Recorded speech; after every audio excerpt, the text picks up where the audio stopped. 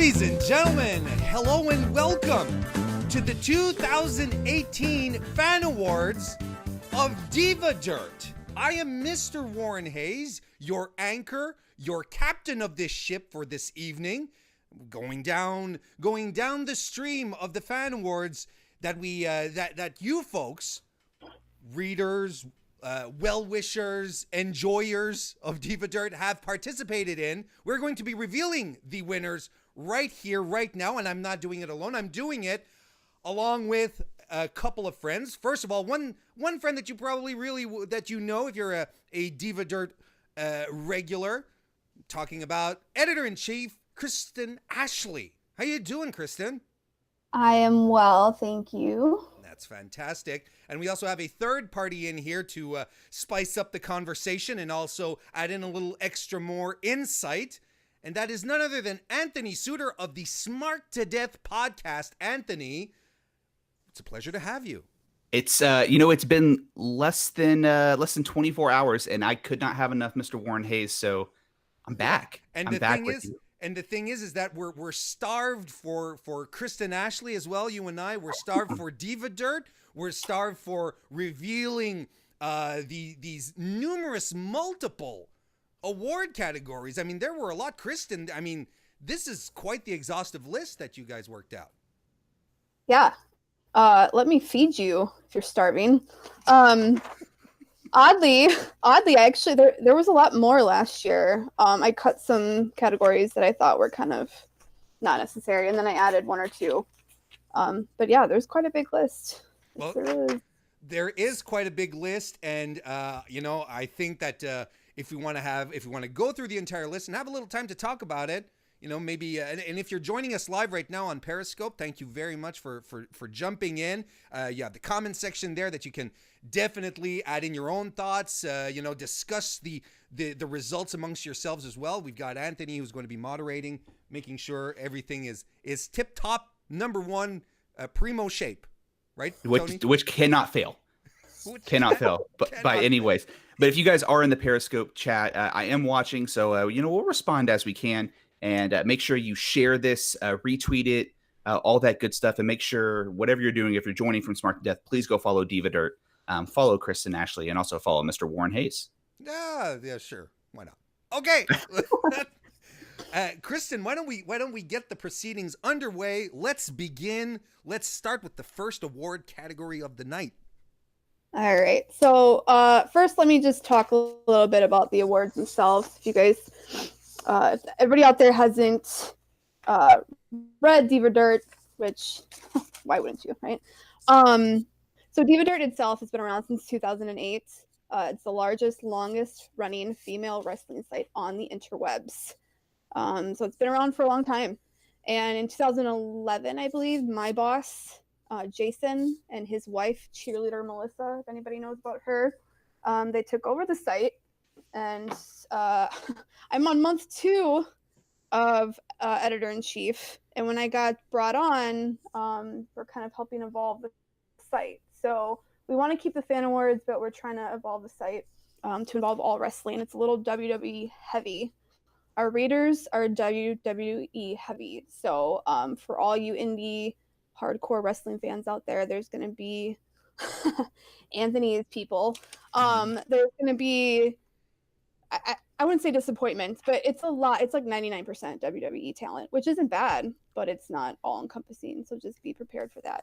All right, but we'll get started. I'm starting with best theme music because frankly, that's the most important thing, right? Theme music. Absolutely. You have to make an entrance. Right, exactly. The nominees for this category, we had Naomi, her amazing remix, Sasha Banks, Sky is the Limit, and then the Iconics, Femme Fatale. And our winner is Sasha Banks. Sky's the limit. What do you guys think? Good choice? I think Sasha's theme song is one of the most iconic right now out there in wrestling. I think it's a good choice. And it'd probably sound better without having someone in the background going, "It's boss time!" Oh my Lord. We're like 5 minutes in, and he's already doing voices. Already It's doing okay. It's voices. entertaining. It It's is all right. entertaining. Yeah, it's a fine pick. I would have gone with Naomi's Amazing because any theme with a bass drop should be the winner. But Sasha Banks has a great theme. She really does. Yeah, so the way these worked was we had to like call out for nominations, and then I spent like 50 million hours tallying up all these nominations, and then picked the three top. And I was actually surprised because I honestly agreed with the top three. I didn't see any Brie Bella in there, which I thought was weird, but Well, that's because her theme. That's because her theme stinks. What? No, it doesn't. No, I'm Whoa. drawing a line. I'm drawing a battle line here. We're talking It's Brie for Bella. Friends to Benz right Yeah. here. Yeah. Okay, I'll die on that hill. Yeah, I was surprised because there's everyone's got such different taste in music, so I was really surprised that I agreed with the three top. Sky's the limit. I honestly top three for me. There's if you go to YouTube, there's a piano version, and that is killer. It is so good. Yeah, this is a good pick. I like this pick. We've got some people in the chat agreeing with you. We did see some person say they would have liked Shayna Baszler's theme to win. Oh, It's a good theme. And we had Babaruski in the chat say, Brie mode. Hey, Babaruski. See? Warren. All right. Should we go to the next one? you're the boss. That's right. Okay. So next category, we have best gimmick. This is a fun one. We have, let's see, our nominees are Becky Lynch as the man, Naomi Glow, and then Lacey Evans as the Lady of NXT. And with the whopping 66%, Becky Lynch is the man is the winner. Are we really surprised, though? I mean, let's be honest. No. No. Like one of the best gimmicks in all of wrestling, male or female, right now is Right. Becky Lynch is the man, and she got the biggest pop last night. She's the best performer on mic and in the ring, maybe in all of wrestling right now. So absolutely. Yeah. I was watching her WWE Chronicle, and she's on a phone interview with Ariel. I think it's ESPN MMA, I believe. And she was talking about how Ronda Rousey was making comments about how it was inappropriate gender-wise to use the man, and she had the same reaction as Anthony. It was just like, come on, it's not even about gender, it's about attitude. And I agree. I agree too. It's interesting. My personal pick here, and I completely, I'm 100% behind the Becky Lynch and the man gimmick. It's fantastic. But if we're talking about a year-long pursuit, or at least something that's stretched on over many, many months, let's be frank, the man gimmick has been around since the end of summer. And I think Alexa Bliss's gimmick, the mean girl. Yeah. She has that down to a T. She like her in-ring style or not, when she gets on the mic, she is 100% business. She's comfortable. Her promos are always good. That would have been my pick, but I'm not disappointed as far as Becky Lynch's gimmick goes. Absolutely not. Good choice, Diva Dirt fans. Yeah, we had another plug here in the chat for the Pirate Princess, Kairi Sane. Oh. Yeah, that actually was a close fourth. That was on there. I mean, as far as gimmick goes, that's as gimmicky a gimmick as you'll get. Absolutely. And she brought the belt out in a treasure chest. Oh, what a beautiful thing. She's got the ship wheel. I mean, yeah. And the spyglass. Mm-hmm. She goes all out. She walks the plank in the ring. Deej Kirkby says, how did the Facebreaker not get a nominee? Oh, that's a troll comment. Very nice. Let's move on. Let's move on. Trolls. All right. So next category, we have Best Heel. Ooh, one of my favorites. We have the nominees. We have Alexa Bliss, Becky Lynch, and Shayna Baszler. Good choices, but our winner with 49% is Becky Lynch. Wow. Yeah. So here's the thing. I mean, is she really heel? I mean, I guess she technically they want her to be heel, at least at first. But was she? I think the heel ship has sailed here. I'm on board with the nautical allegories tonight, aren't I? But no, I really believe that at this point WWE has given up on her being a pure heel like they wanted her at first when they had her come out and do the "You People" promo, and people were like, no, we still want to cheer for you. We're resenting this completely. I think the heel thing has gone. Like she comes to the ring, she acknowledges the audience.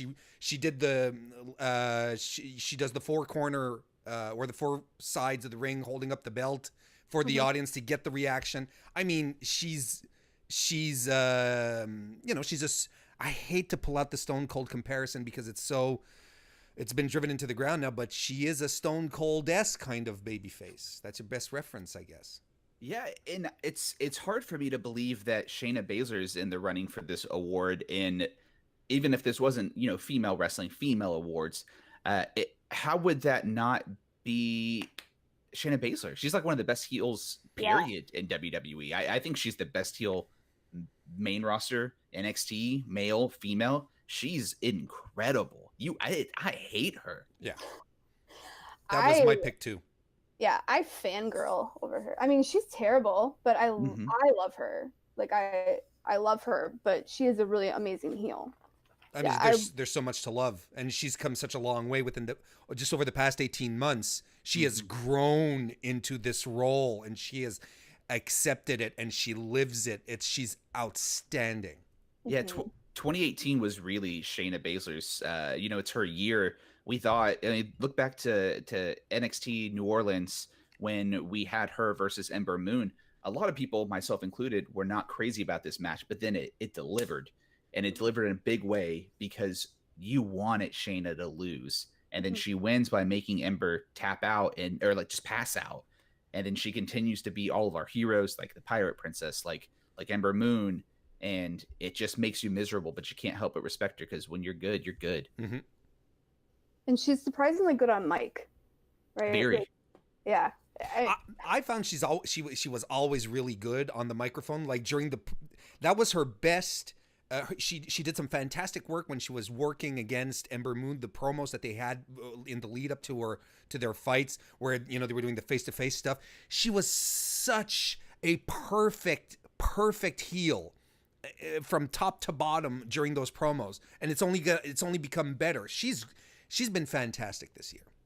Yeah, I agree. And last for her, I don't want to say anti-feminine or anything, but they kept her really badass and sort of like natural looking, and they haven't just prettified her. They haven't made her into like main roster beautiful with all the makeup and stuff. And I love that. I love it that they're just keeping it real basic with her. Yeah, I'm with you, Kristen. I think that's important. I think it's important that you look like a heel. Right. All right. Opposite of heel, we got our best baby face category. Nominees, we have Kairi Sane, the Pirate Princess herself, and Becky Lynch. This one was really close between Kairi Sane and Naomi. I mean, just a couple of votes. But the winner, 36%, Naomi. Wow, that's interesting. Yeah, I don't know how to feel about. I mean, she's a face. I can't remember the last time she's been heel. It's been years, probably, right? It's been since Team Bad, I think, hasn't it? Is it since Sasha came up? No, I thought she was part of Team Bad was she not part of that with Tamina and Sasha? Was that not them three on main roster originally? But it's been, I want to say she went over to SmackDown during the brand split in 2016, and she was faced pretty quickly after that. Right. I'm shocked, honestly, that this didn't go to Kairi Sane. Yeah, it was very close. I feel like Naomi just has, I don't know, she's got a lot of attitude, and I feel like she's just sort of middle ground for me. I like Naomi a lot, but I would have picked Kairi Sane for sure. And it wasn't, and it's a bit of a toss up, if you're just going on the pure babyface aspects of it. But I mean, Kyrie has had such a much better 2018. That's probably, like, if I were to choose between the two, that's probably where I would have drawn the line or teetered over towards, because 2018 for Kyrie Sane was just fantastic. Yeah, it's her year for sure. And I mean, Naomi's been around for a long time. We did have somebody in the comments say that Naomi is the baby faciest of all baby faces, which is true. That is definitely true. She's a baby face and she doesn't win very often, so you pretty much just have to always hope and pray that she wins. True. On that aspect, I agree. Yeah. All right. Let's move on. So, most underrated wrestler. Let's note that this is underrated, not underappreciated or underutilized. Very different. They're very different things. Very different, guys. Nominees, we have Alicia Fox, the Iconics, which is a group, but I counted it as one, and then Dana Brooke. And our winner by 42% is the Iconics. Agree. And agree. All three nominations are spot on, because I think they are three very underrated wrestlers, and especially in the case of Dana Brooke. But if you take the Iconics just based on what they're doing on Maine, if you're even remotely familiar with what Peyton Royce was able to do in NXT, you know she's not working at peak potential right now. No, in fact, both of these, they actually met at Pro Wrestling Women Alliance, and they wrestled each other there prior to getting signed to NXT for the title. So I mean, they have plenty of experience. They're just not getting the time that they need from WWE. Yeah, I like the Iconics as the underappreciated pick, though, because they came up underrated. It's not underrated. The same thing. Not underappreciated. This was established, Tony. I'm sorry. I'm moderating the chat and I can't multitask. He's tired, guys. He's tired. I've had a 3-day headache. It's been very rough. But no, underappreciated. Is that what I'm going with? Underrated. Jesus. Underrated. Oh my God. I'm sorry, guys. You have a graphic up? I thought we had something up. Can you read? I'm sorry. I agree with the Iconics is underrated because they came up, they made a big splash, and we thought that they were going to be something, and they really developed to be nothing, really. Yeah. And so that's interesting. We had a pick for Dakota Kai also in the chat. Well, I don't think Dakota Kai is underrated. I think and I also think they're starting to use her better, but underrated, I wouldn't say that though. Yeah. It's kind of like I got a handful of nominees for Mickie James and Naomi, and no, that's not underrated. That just means they're not being used. Mickie James is not underrated at all. She's going on 20 years in the business. She's not underrated. No, she's got a whole bunch of belts and stuff. She is rated exactly as a veteran that's there to put people over should be. Exactly. All right, moving on. Best newcomer. Do we have nominees? Ronda Rousey, Bianca Belair, and I'm totally gonna just slaughter this. Casey Catanzaro. I think you nailed it. Yay! Our winner at 54% of the votes is Bianca Belair. What do you guys think? Born. Well, she's been around since last year. Yeah.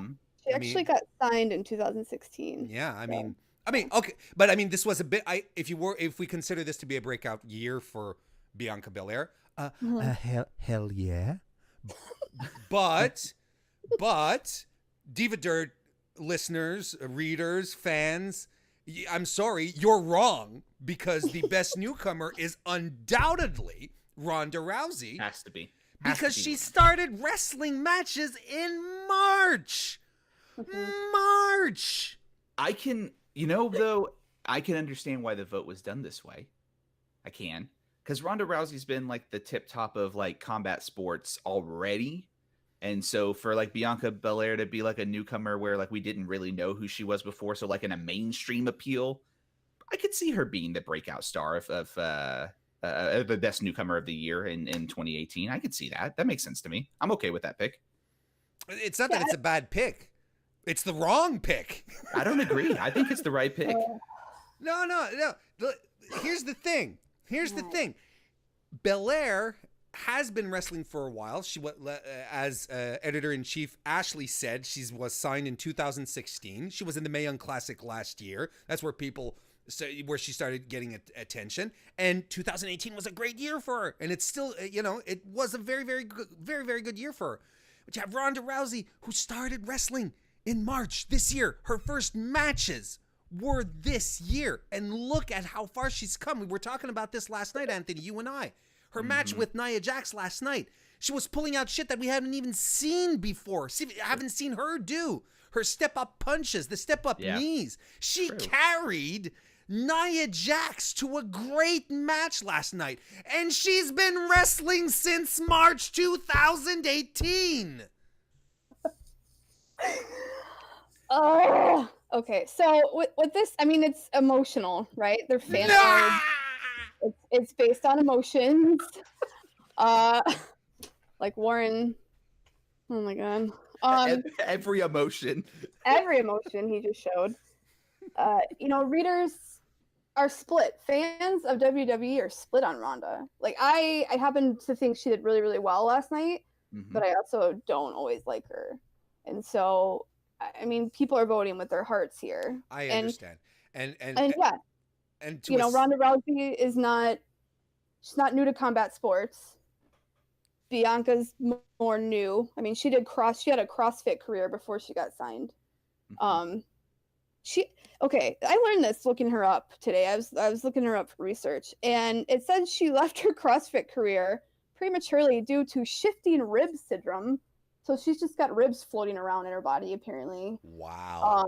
So every time she wrestles, I mean, is she in pain? Could you imagine how bad that is? I can't imagine doing physical activity at all. So no. He's got a couch in his office, so I sure do have a couch in here. But and I'll be laying there soon after this award show.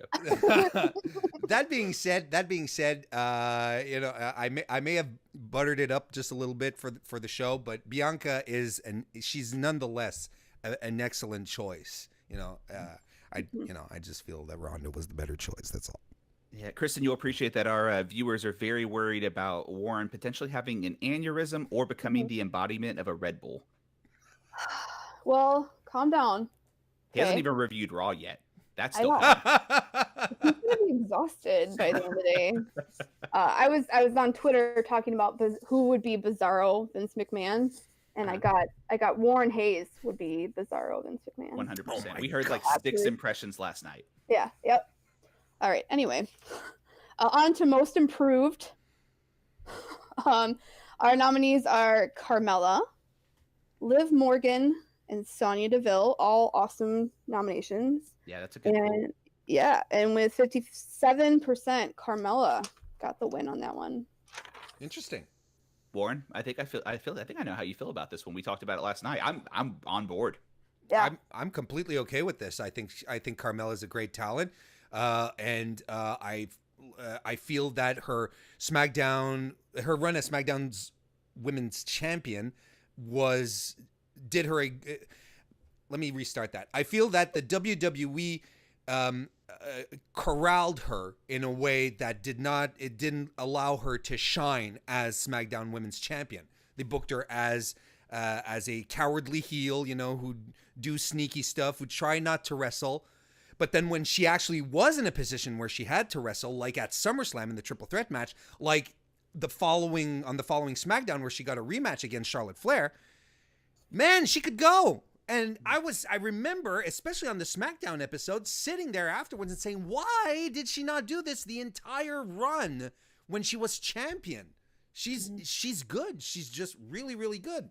And I shout out to Sonya Deville, who I've had a thing for since she began. But I mean, like a professional wrestling thing, not a sure. Yeah, absolute professionalism. Sure. But that's me. I'm glad. I'm glad that she got a nomination because she as well has. She was called up from NXT just a little too soon. Not because she wasn't necessarily main roster ready. I feel like her character could have used some real development on NXT. So when she did come up, it would actually really have meant something.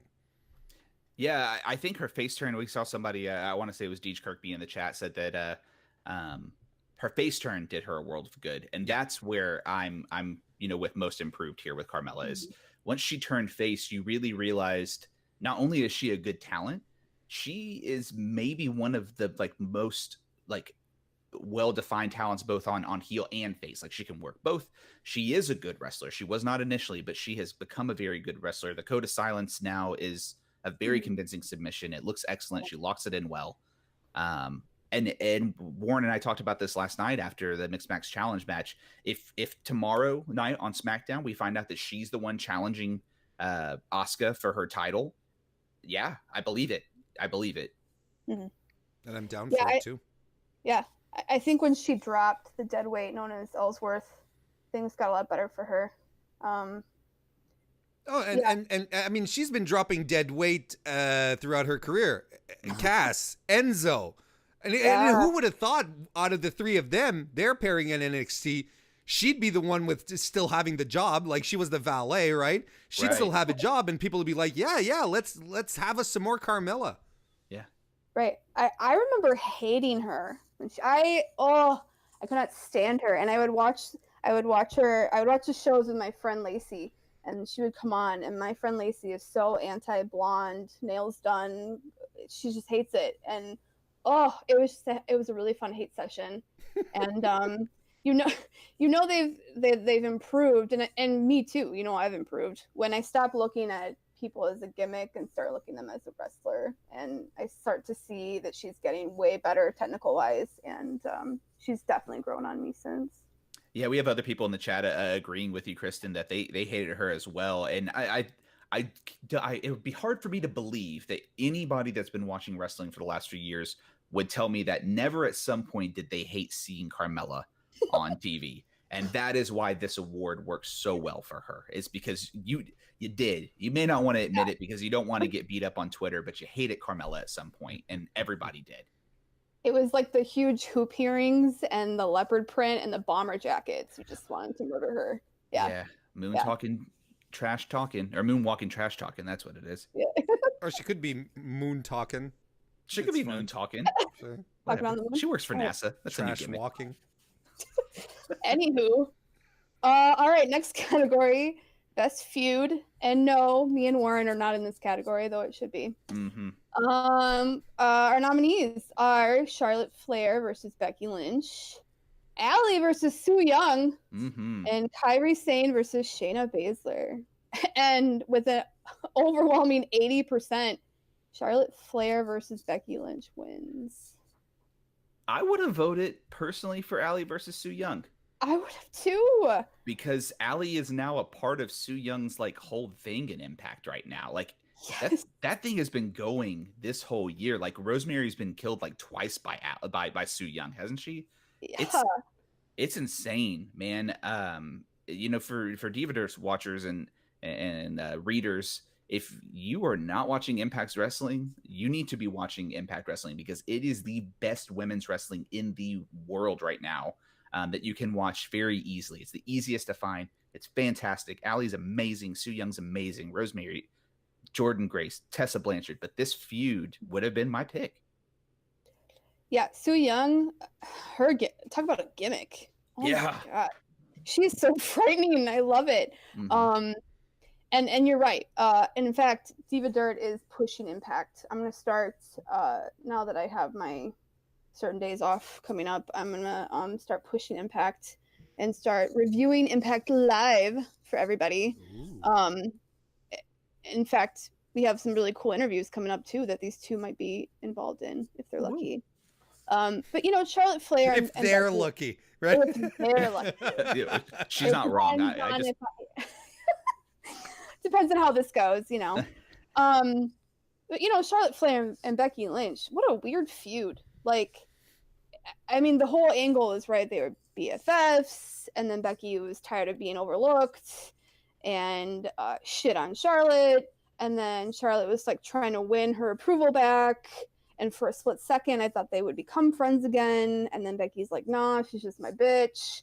And then now they still definitely hate each other, but now it's not just those two. it involved like all the women on all the main rosters. Everybody was involved in this.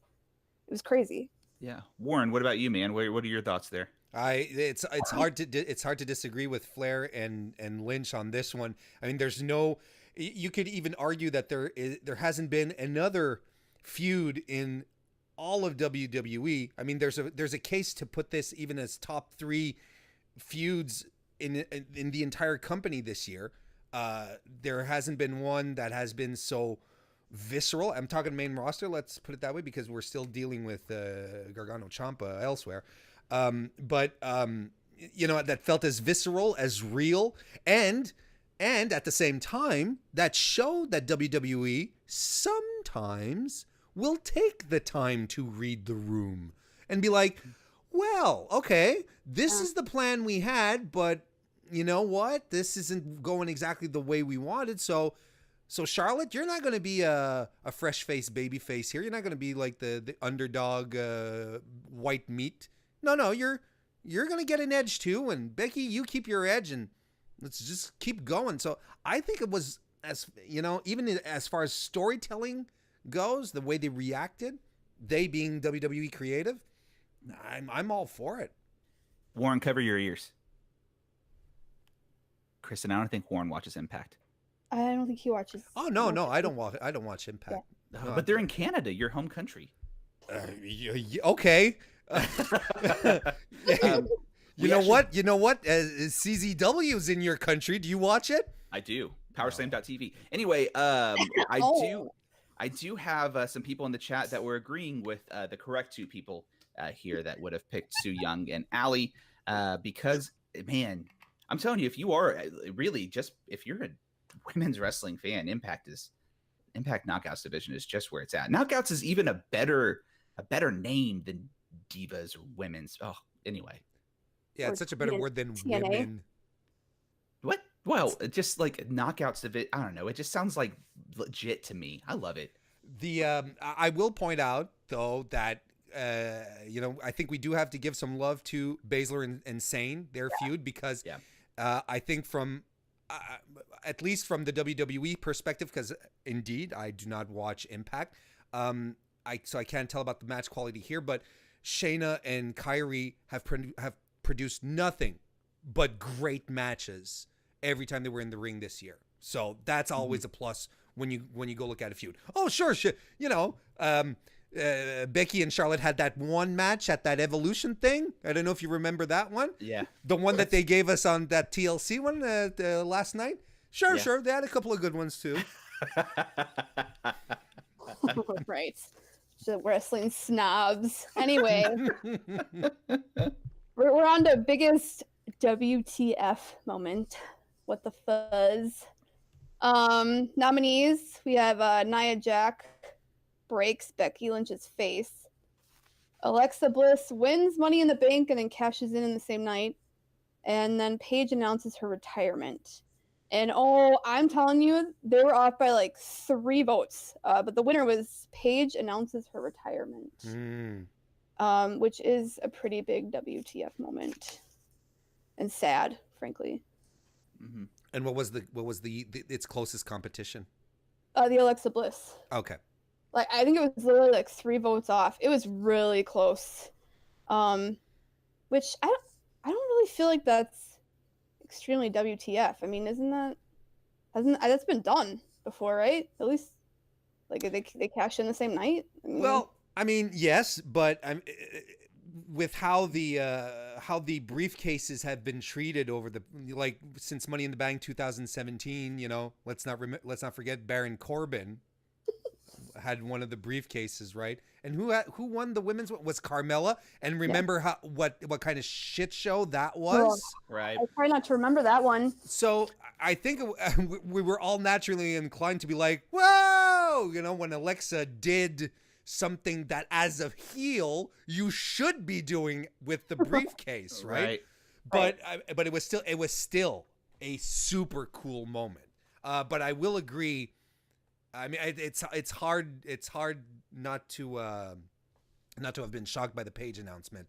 We knew she was injured. We knew it was bad. Didn't know it was that bad. And what a crying crying shame it was.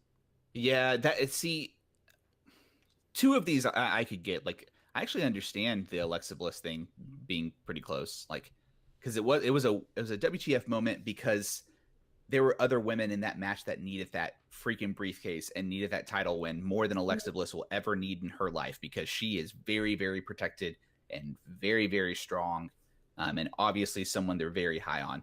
But the Paige thing did come out of nowhere, right? Like, we knew that she was hurt, but we didn't think that she was going to be done. And she's so young. She's so young. That's the WTF. Like, it's sad when wrestlers retire, but it's not as sad as when they're. How is she? She's nowhere near 30 yet, is she? Is she like 27, 28? Oh, she's early 20s. Yeah, she's early 20s. Yeah, 21, 22. She's really young. No way. Yeah, she's super young. I don't think she's older than 25. No. I don't Wow.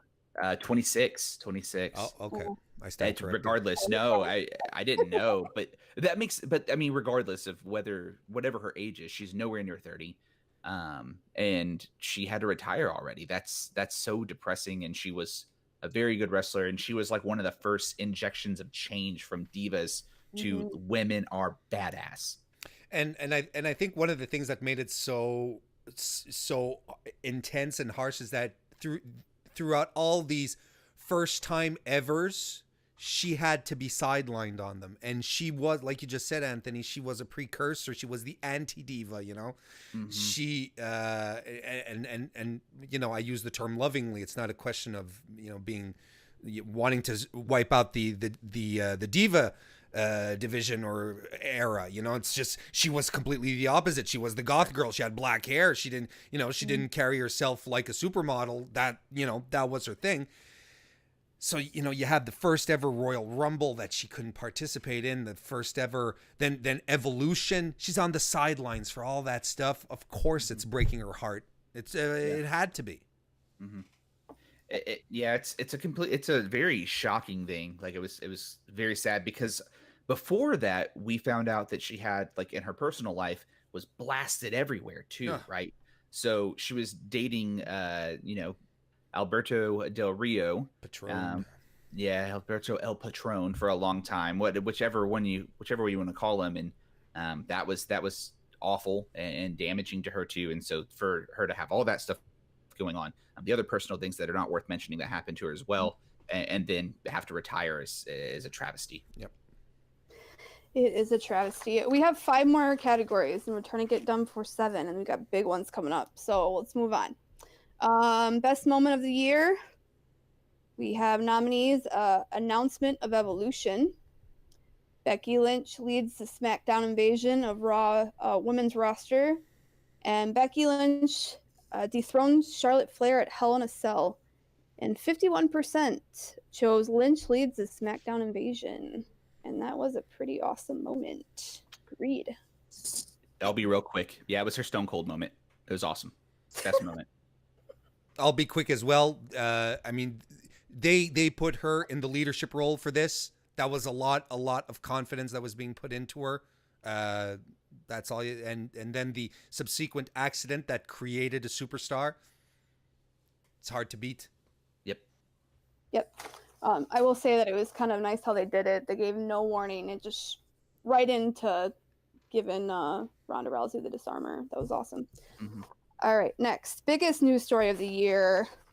We have the announcement of Evolution. Again, Paige announces she's retiring.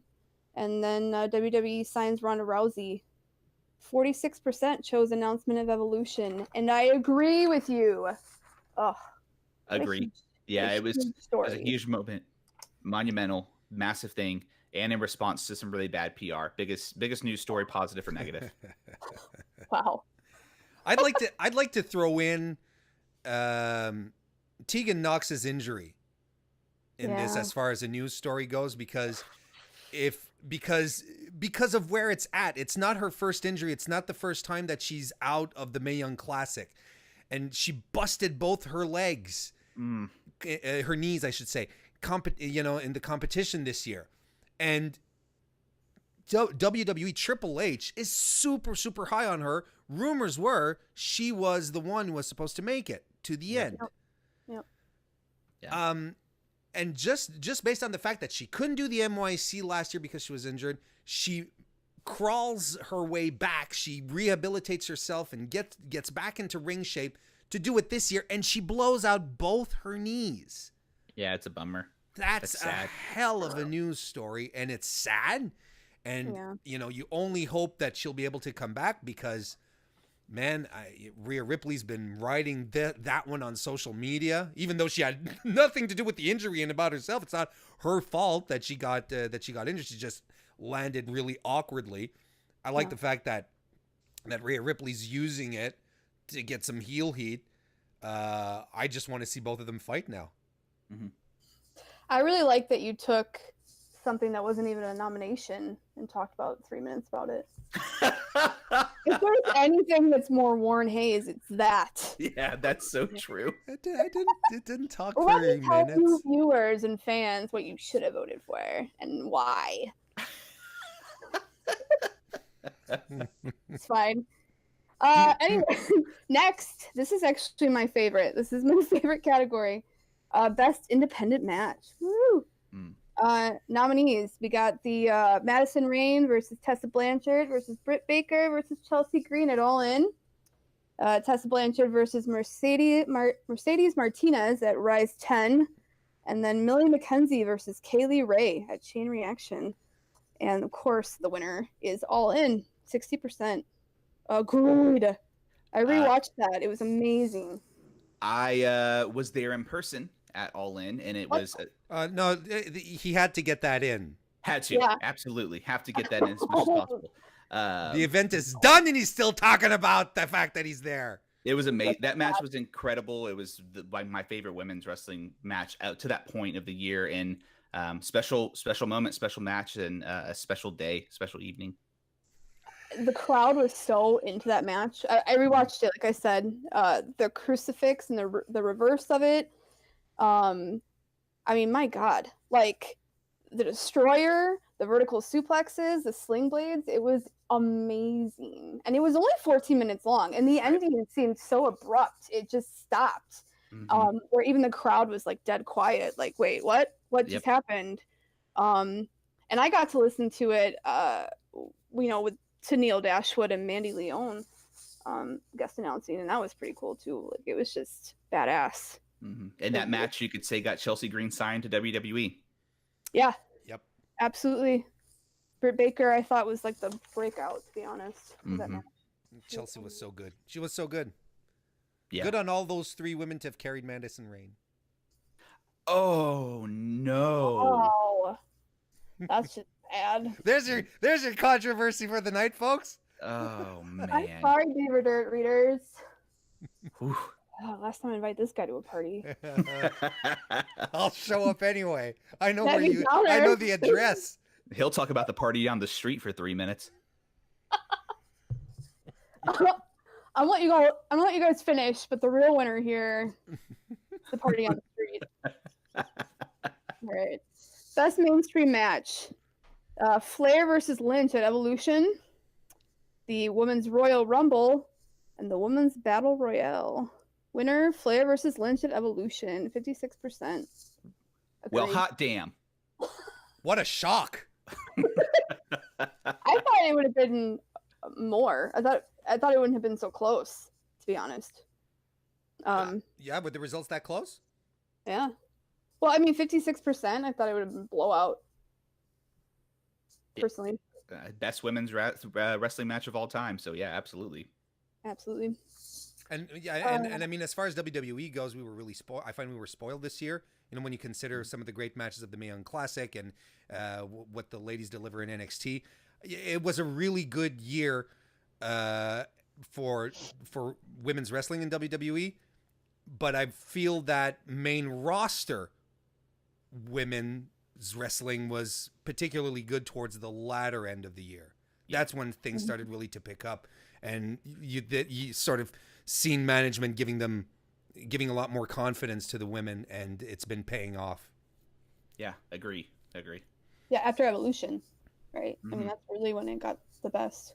Right. Like, oh, they can do this. Well, I Yeah. mean, Weird. the triple threat SummerSlam, the triple threat match they had at SummerSlam was really good. Becky, Yeah. Carmella, and Charlotte. Oh, it was. Yeah, you're right. That was a lot of fun. Mm-hmm. And Ronda hasn't had really bad pay-per-view matches. Like we were talking, Anthony and I last night. Her previous match against Nia Jax earlier this year was really good as well. Sure. It was. I mean, I'm not sold on Rousey yet. Just not. Last night Yeah. though, was a turning point. It was a turning point last night. Yeah. I will admit. But I was like, that was the one that I watched without any kind of interruptions. I watched the entire thing Last because I night was so surprised. Yeah. it was really good, and it's like I told Tony, off of I think it was Sean Rossap of Fightful who had tweeted this out, and I echoed the sentiment. It's crazy when you think that Nia Jax has the most chemistry in the ring with someone who started wrestling in March this year. Yeah. It's kind of baffling. Yeah, it is. Yeah, Ronda started to get it last night, I think. I think so. Yep. All right. Last category, guys. We're almost there. Best indie wrestler. Nominees are Tessa Blanchard, Chelsea Green, Tennille Dashwood. Winner by 47%, Tennille Dashwood. Wow. Interesting. Yeah. Disagree. Oh, Whoa! Hot take. Coming in. Disagree. Lay it on us. Tennille Dashwood hasn't wrestled in 6 months. It seems like, anyway. She hasn't wrestled in forever. And how the only response Kristen could muster was a sigh. How in 2018 is it not Tessa Blanchard? Yeah. Well, there's actually questions about whether or not Tessa Blanchard would really still be considered indie. Chelsea Green's not indie, and none of them are. They all work for one of the big four, or one of the big ones. Yeah. But my thought was they all also wrestle on indie promotion. All of them do. So, Blanchard. Like I'm gonna go see Blanchard coming up in Zelo Pro in Milwaukee. That's about it. I mean, it's pretty indie. So they all have wrestled on pretty indie stuff. Yeah. I mean, this is true. They have.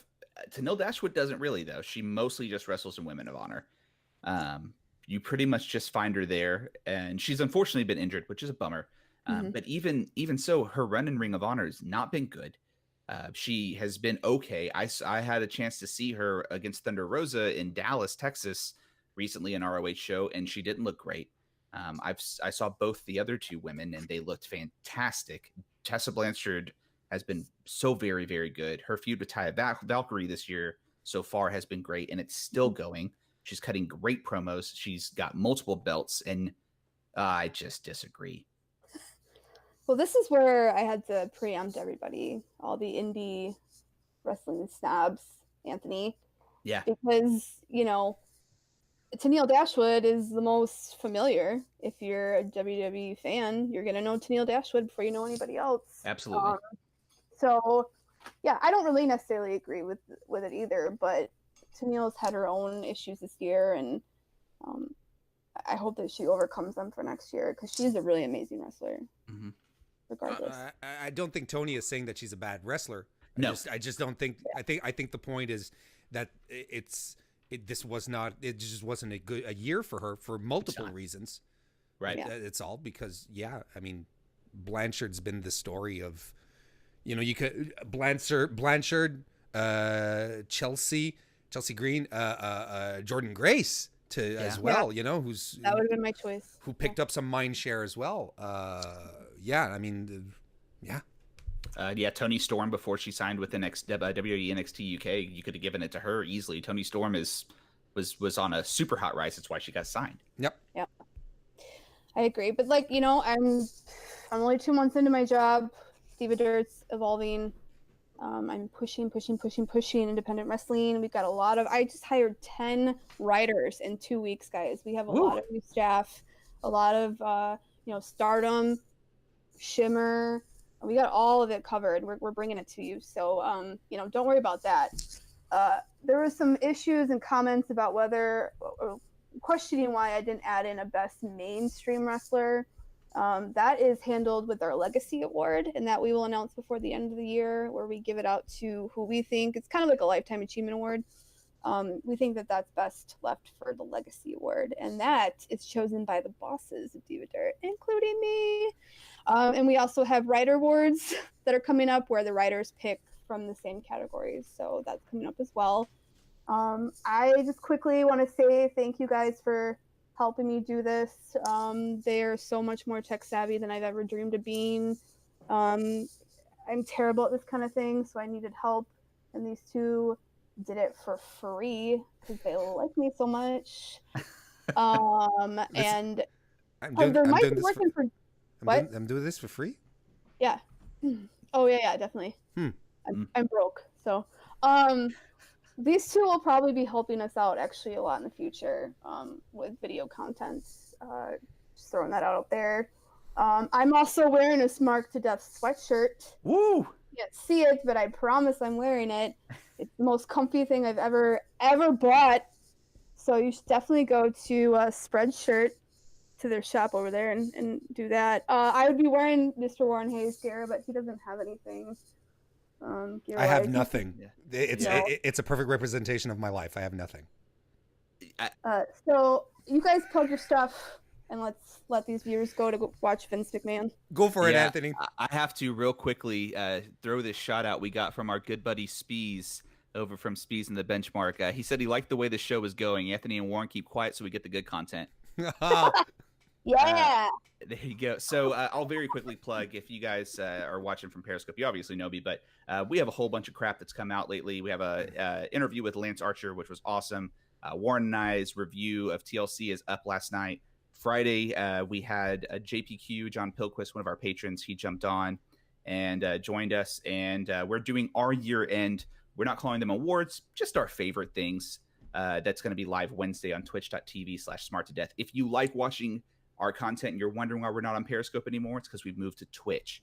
But audio replays are available everywhere, and you can also go to youtube.com/smarttodeath. Not going to plug any merch today, though. There you go. And as for me, well, you can follow my antics on youtube.com/Mr. Warren Hayes. It's right there on the Warren board. No, it's not a whiteboard. It's a Warren board. Mother always said branding is important. I do Raw and SmackDown recaps every night after the show, about a half hour after. I slip into something comfortable and I go and I do it. So I do that every Monday and Tuesday. And feel free to come check it out. I'm going to do it after Raw tonight, and I'm actually looking forward to it to see. I'll probably have a couple of opinions about Vince McMahon tonight.